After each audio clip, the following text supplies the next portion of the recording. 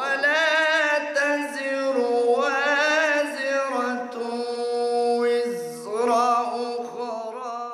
د اسلامي امارت مسؤلین دلته د یو چتر لاندې راټول شوي دي ترڅو د صنایع پراختیایي موسسې په همکارۍ د 10 تنو حافظانو ترمنځ د هڅونې او ملاتړ لپاره د قرآن کریم د حسن قرائت سیالۍ په لاره واچوي. مسؤلینو د دغه ډول لا زیاتو سیالیو په ترسره کولو ټینګار وکړ.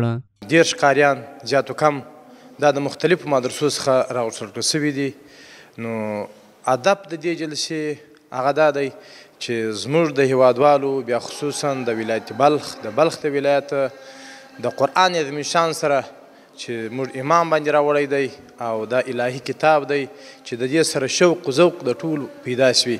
برنامه ارتقای ظرفیت هم میتونه باشه و باعث تشویق و ترغیب دیگران هم میشه. جوانای مادرین سوق پیدا میکنن و تشویق میشن برای اینکه اینا خوب حفظ کنن، خوب بدرخشن، خوب با صدای بسیار زیبا تلاوت کنن. برنامه‌های متعدد دیگه، پروژه‌های متعدد دیگه ما پلان داریم، روش کار میکنیم. دفتر مصمم است در ولایت مختلف فعالیت دارن، فعالیت میکنن و انشالله در آینده هم با همکاری دولت، با همکاری امارت اسلامی چنین برنامه رو دایر میکنیم. ما در خدمت مردم هستیم، همیشه انشالله پروژه خواهیم داشت.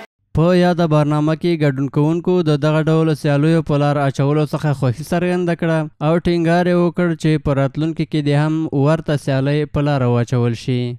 از مسئولان و نهادهای دیگه هم تقاضای مایی است که همچون برنامه ها را دایر بکنه به خاطر رشد و ترقی جوان ها، به خاطر رشد و استعداد جوان ها که همچون امروز برنامه را دایر کردند. نیاز است که همچون برنامه ها را اندازی شود تا باشد که ما قرایی که خوش صدا هستند و با استعداد هستند ما آنها را بشناسیم و از آنها استفاده بکنیم. د یادولو وړ ده چې د بلخ ولایت د قومونو او قبایلو چارو ریاست نه یوازې دا چې د قومونو ترمنځ د اتحاد او یووالي رامنځته کولو په برخه کې هڅې کوي بلکې د حافظانو د ملاتړ او هڅونې په برخه کې هم دغه ډول پروګرامونه په لاره اچوي.